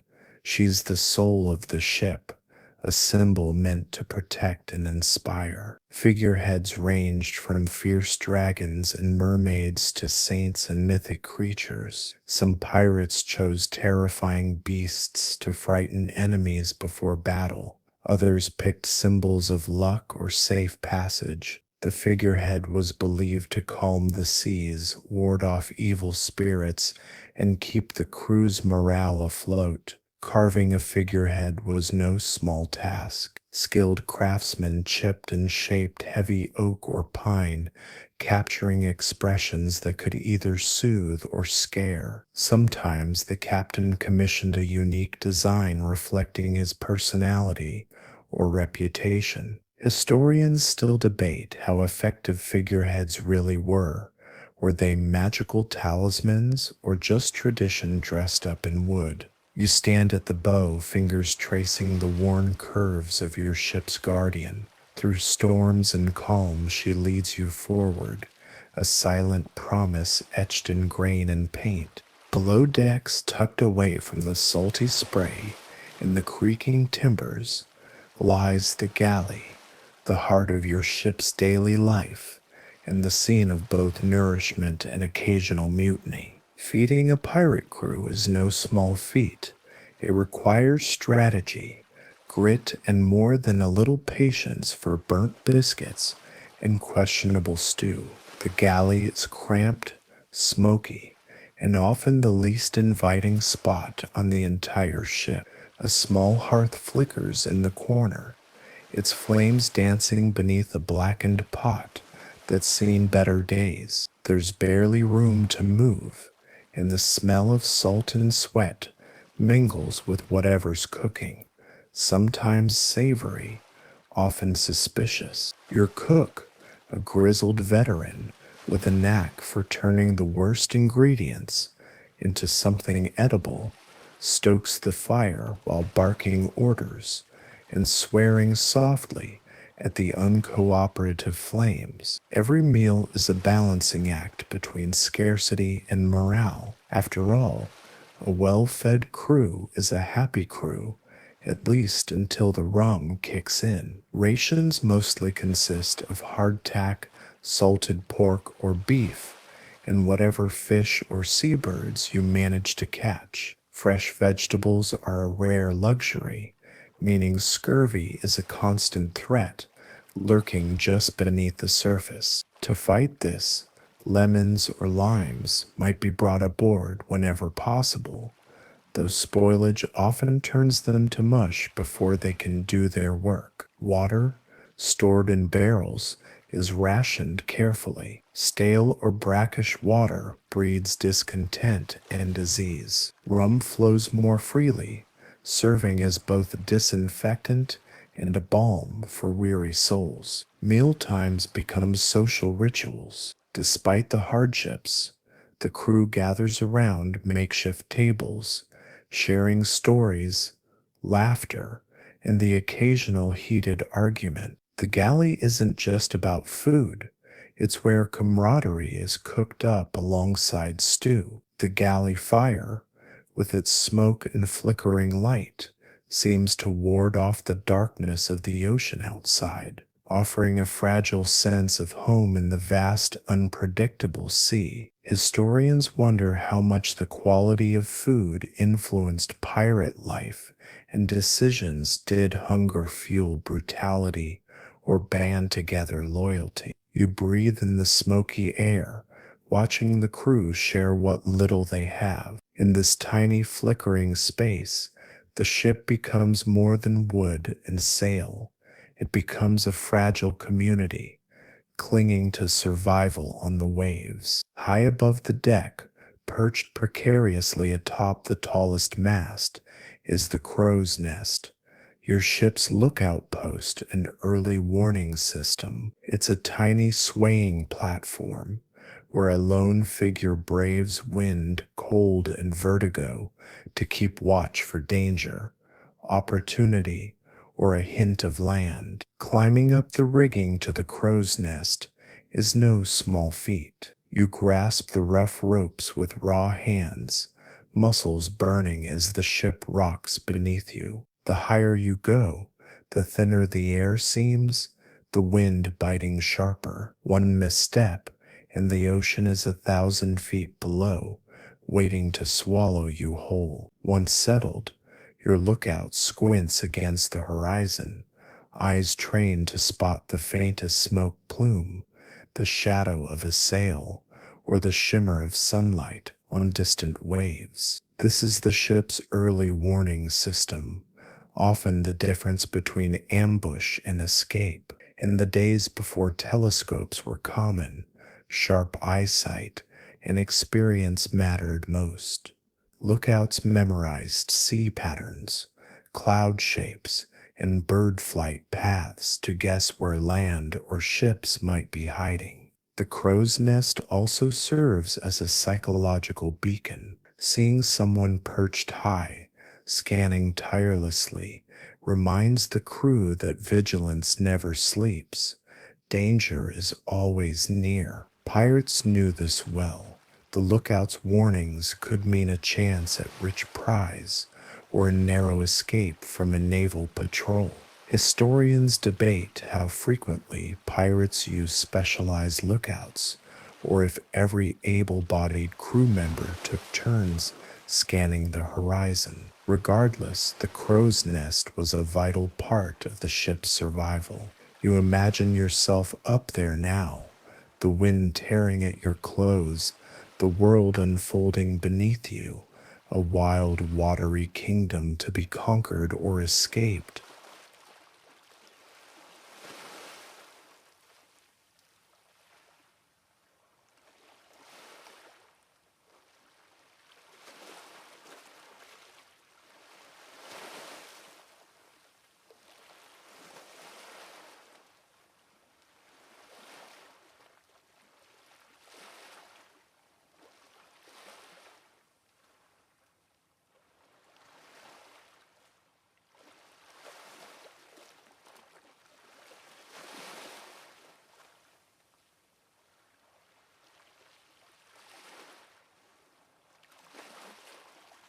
Out here on the vast ocean, where days and nights blur into one another beneath an endless sky, Time becomes a tricky thing to keep track of.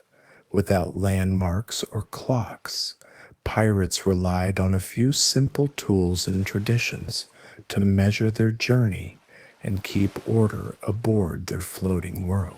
One of the most important timekeepers was the ship's bell, a sturdy bronze sentinel hung near the helm. Every half hour, a sailor would ring the bell, its clear, resonant tone cutting through the crash of waves and creak of timber. This regular chiming divided the day into watches, typically 4-hour shifts, ensuring that someone was always awake, steering, navigating, or keeping an eye out for danger. The rhythm of the bell kept the ship moving like clockwork, a comforting heartbeat amid the chaos of the sea. It marked meal times, shifts, and sometimes the grim occasion of a sailor's passing. But telling time was more art than science. Pirates also used the sun's position, the stars, and their own gut feelings to judge the hour. Sundials might be handy on deck during clear days, but clouds and storms often rendered them useless. At night, the phases of the moon and constellations offered guidance, though not always precise. Keeping track of time was vital for navigation. Dead reckoning demanded accurate estimates of how long you'd been sailing in a given direction. Mistakes could send you hundreds of miles off course, turning treasure hunts into endless wandering. Pirates had a strange relationship with time. On one hand, they craved order to avoid chaos and mutiny. On the other, their lives depended on seizing moments of chance and acting fast, whether in battle or escape. The ship's bell, then, was a paradoxical anchor, measuring the steady passage of time in a world that refused to be tamed. You listen to the imagined toll of the bell, its echoes blending with the rolling waves, reminding you that no matter how far you roam, time is always with you, marching, relentless like the tide itself. Below the deck, past the cramped crew quarters and dimly lit passageways, lies the ship's hold, the vast, shadowy belly where treasures and secrets are stowed away. But the hold holds more than just gold coins and glittering jewels. It's a microcosm of pirate life, full of unexpected cargo and mysteries. The hold is a jumbled cavern of barrels, crates, sacks, and chests, stacked meticulously to maximize every inch of space. Salted meat and hardtack share shelves with barrels of fresh water and casks of rum. There are bundles of rope, spare sails, tools, weapons, and sometimes cages with prisoners, if the pirates are feeling particularly bold or cruel. Treasure isn't always shiny. Sometimes it's spices from faraway lands, bolts of silk, or stolen goods, like fine linens and silverware. Pirates weren't just after gold, they were businessmen of the sea, seizing whatever goods could be sold or traded. The hold is humid and dim, the air thick with the scent of salt, sweat, and aging wood. Rats scurry in the shadows, feasting on crumbs and casting beady eyes at the crew who come below. These rodents are both nuisance and unwanted companions, but their presence is a sign of a ship's health or lack thereof. Careful stacking is essential.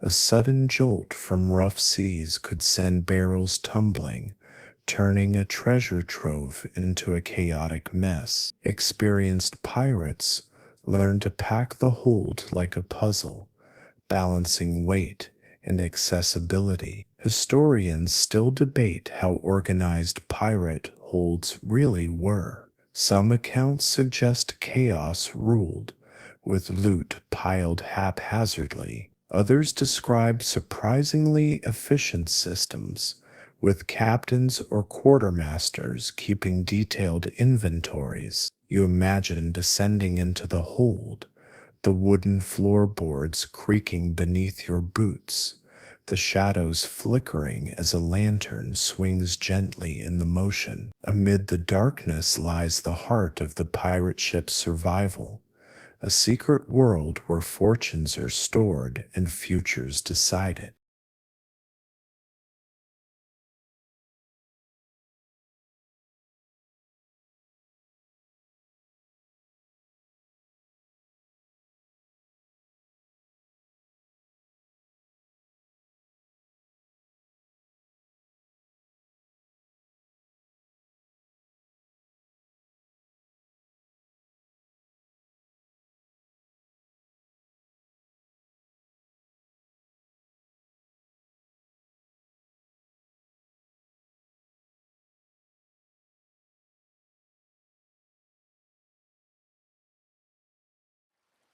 Beneath the waves, and outside the roaring hull lies one of the ship's most uncelebrated heroes, the anchor. It's a heavy, iron beast designed to bite deep into the seabed, gripping the earth beneath the ocean's surface and holding your ship fast against the endless pull of the tides and currents. The anchor looks simple, but it's a marvel of practical engineering. Massive iron arms or flukes dig into sand, mud, or rocky bottoms, providing the resistance needed to stop the ship from drifting away when the wind dies or storms rage. Your ship carries not just one, but several anchors, each hefty enough to test the strength of the crew and the ship's ropes. The chain or heavy rope connecting the anchor to the ship is thick and well maintained, because failure here means drifting helplessly at sea, vulnerable and lost. Dropping the anchor is no small task. The crew must work in unison, heaving the heavy chain over the side, feeling the ship's tension as the anchor bites into the ocean floor. Too shallow, and the ship drifts too deep, and retrieval becomes a nightmare. Mooring also involves tying the ship securely when docked or sheltering near shore. Ropes must be knotted expertly, fastened to sturdy posts or rocks. Poor mooring invites disaster, collisions, groundings, or worse. The process is slow, exhausting, and critical.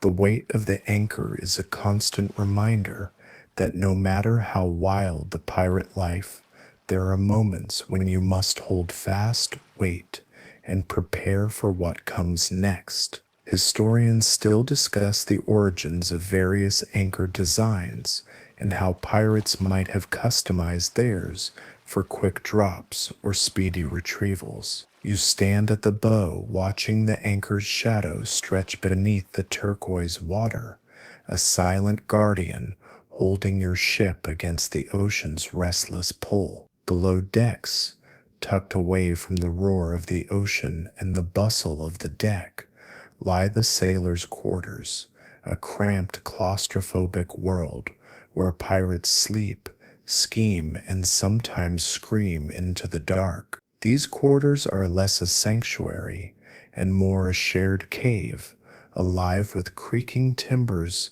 salty air, and the constant pulse of the sea. Space here is a luxury no one can afford.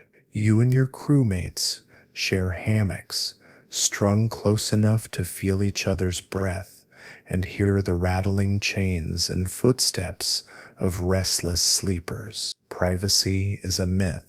Sounds, smells, and dreams mingle freely in the close quarters. The hammocks sway unpredictably, a gentle rocking that lulls some to sleep and jangles others awake. Sleeping on a wooden plank is the alternative, hard, unforgiving, and often colder. You curse your luck as you wake with stiff muscles, soothed only by the knowledge that the sea's motion is your cradle. Lighting is minimal, a single lantern flickering against the rough wooden walls, casting shadows that twist into strange shapes. Rats and other pests are unwelcome roommates, their tiny claws skittering on the beams above, sometimes startling the most hardened pirates. Despite the discomfort, the quarters are alive with camaraderie. Stories are whispered,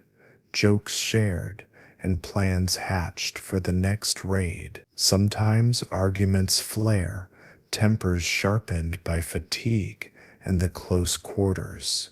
But just as often, laughter erupts, a brief rebellion against the hardships outside. The smell is a pungent mix of salt, sweat, and unwashed bodies, mingled with the faint aroma of gunpowder and seaweed. It's the scent of survival, of a life lived on the edge. Historians wonder how much these cramped spaces contributed to pirate culture, the bonds formed in shared hardship, the grudges that simmered, and the friendships forged in the dark. You lay back in your hammock, feeling the ship's rhythm through the wood beneath you, the creaks and groans like a lullaby and a warning. In this small world beneath the waves, life continues, fragile, fierce, and full of stories waiting to be told. Your ship is more than just planks and sails.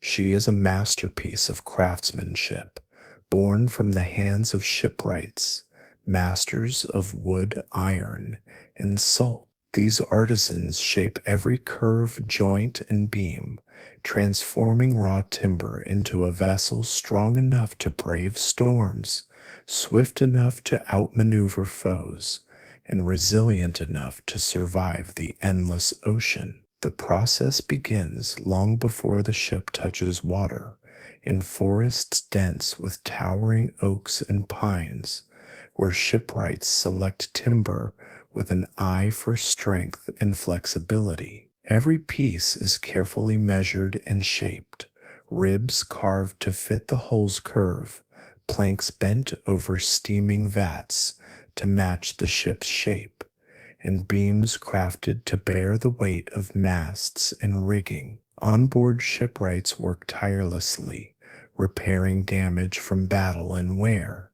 They replace rotten timbers, patch holes, and reinforce joints.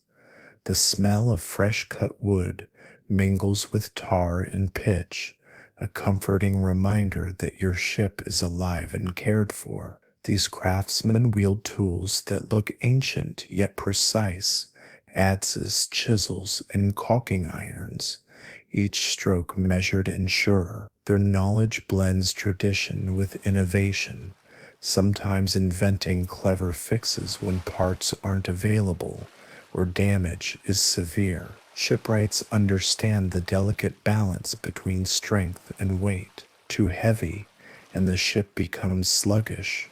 Too light, and she falls apart in rough seas. Their work ensures your ship rides the waves, like a living creature, bending but never breaking. Historians marvel at the skill involved and debate how much pirates had dedicated shipwrights versus relying on captured naval expertise or makeshift repairs. Regardless, the craft is central to every pirate's survival. You watch the shipwright at work, the rhythmic tapping of mallet on wood, a steady drumbeat of resilience. In their hands, your ship is more than a tool.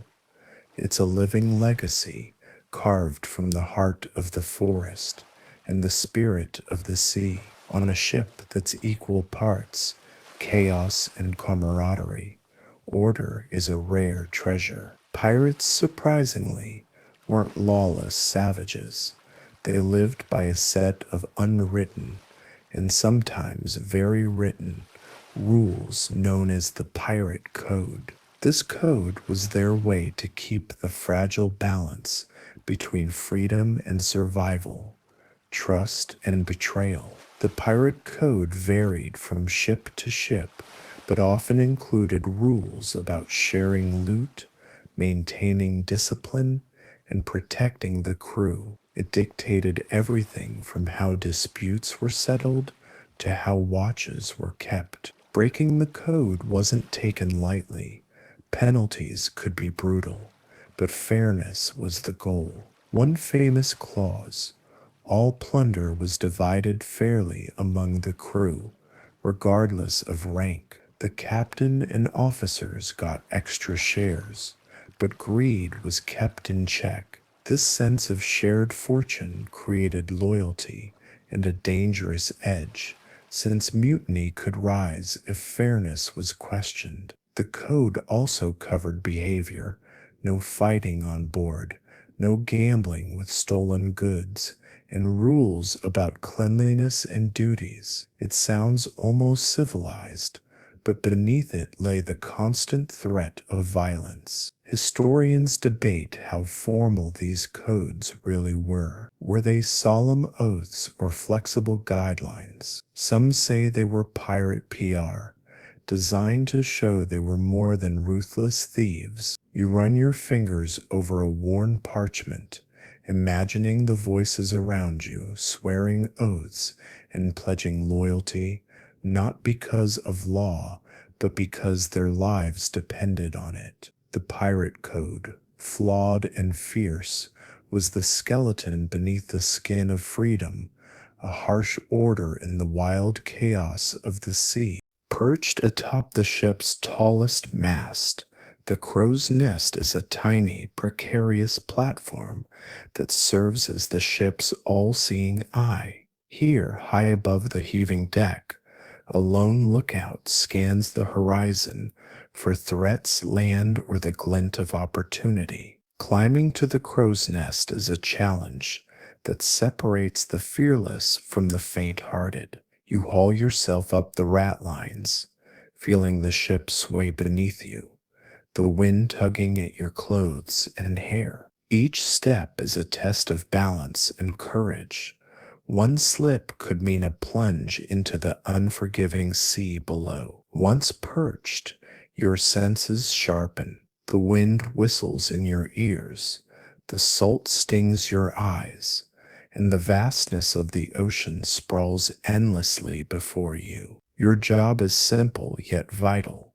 Spot the faintest smoke plume, a distant sail, or the sparkle of sunlight on a hidden shoal. Before telescopes became common, lookouts relied on sharp eyesight and experience, memorizing cloud formations and bird flight patterns to predict nearby land or ships. Every call from the crow's nest could mean the difference between ambush and escape. The loneliness is profound. Hours stretch endlessly, broken only by the shifting sea and occasional cries of seabirds. Yet the lookout holds a position of respect, bearing the weight of the crew's survival on shoulders no broader than a narrow wooden platform. Historians debate whether pirates had dedicated lookouts or rotated the duty among the crew. But one thing is certain: without vigilant eyes in the crow's nest, even the fiercest ship was vulnerable. You imagine yourself there now, heart pounding in rhythm with the waves, eyes straining toward the horizon, a solitary guardian of the sea's secrets. Behind a sturdy wooden door near the stern lies the captain's quarters, a small sanctuary amid the chaos of the ship. It's a space both practical and symbolic, a cramped cabin filled with maps, charts, instruments, and the heavy weight of command. Unlike the cramped hammocks below, the captain's quarters offer a modest bed, a writing desk cluttered with parchment and quills, and shelves lined with navigational tools and treasured books. The walls, though weathered, are often adorned with tokens of voyages past, flags, trinkets, or even the occasional piece of captured loot. The captain's solitude is a double-edged sword. It offers refuge from the noisy crew and the salty stink of the hold, but it also isolates. Decisions made here ripple through every corner of the ship. Life, death, and fortune hang in the balance. Command requires a delicate balance of respect and fear. The captain must inspire loyalty without becoming a tyrant, often relying on cunning as much as strength. The door to these quarters can mean safety, strategy, or a final place of reckoning. Historians debate how democratic pirate captains truly were, given their notorious reputations for violence and liberty. Many captains were elected and could be deposed if the crew grew restless, blending authority with accountability. You step inside, the door creaking closed behind you, the scent of old wood and ink filling the air. Here in this small room rocked by endless waves, the fate of the ship and crew is plotted between maps and rum bottles, in whispered plans and quiet resolve.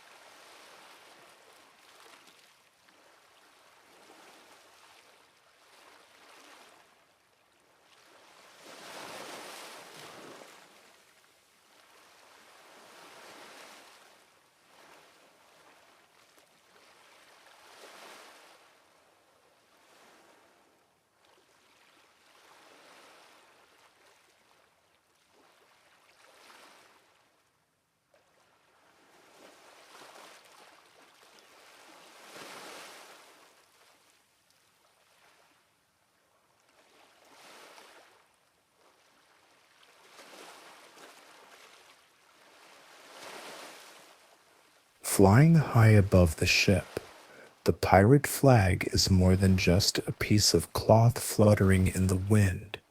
It's a statement, a warning, and a symbol that strikes fear into the hearts of merchant sailors and navies alike. Most famously, the skull and crossbones, known as the Jolly Roger, declared that the ship beneath it had no allegiance, no mercy, and no hesitation. It was a banner that said, "Surrender now or face chaos." But pirate flags were far more diverse than you might think. Some bore hourglasses, bleeding hearts, skeletons wielding swords, or even entire scenes of doom. These designs weren't random. Each captain or crew crafted their flag to send a specific message, some warning of death, others promising swift violence, and some mocking their victims with dark humor. Raising the flag was an act of defiance and pride, a declaration of identity amid the lawless sea. Pirates often flew false flags to approach targets, unsuspected, switching to the Jolly Roger only at the last moment to unnerve and intimidate. It was psychological warfare, an early form of branding that preyed on fear and superstition. Historians still debate how widely recognized and feared the Jolly Roger truly was. Was it a terror-inducing emblem, or mostly a theatrical tool? Either way, it has become the enduring symbol of piracy in popular imagination. You imagine the flag snapping in the salty breeze above you, black as the night and fearless as the crew who sail beneath it. It's more than fabric.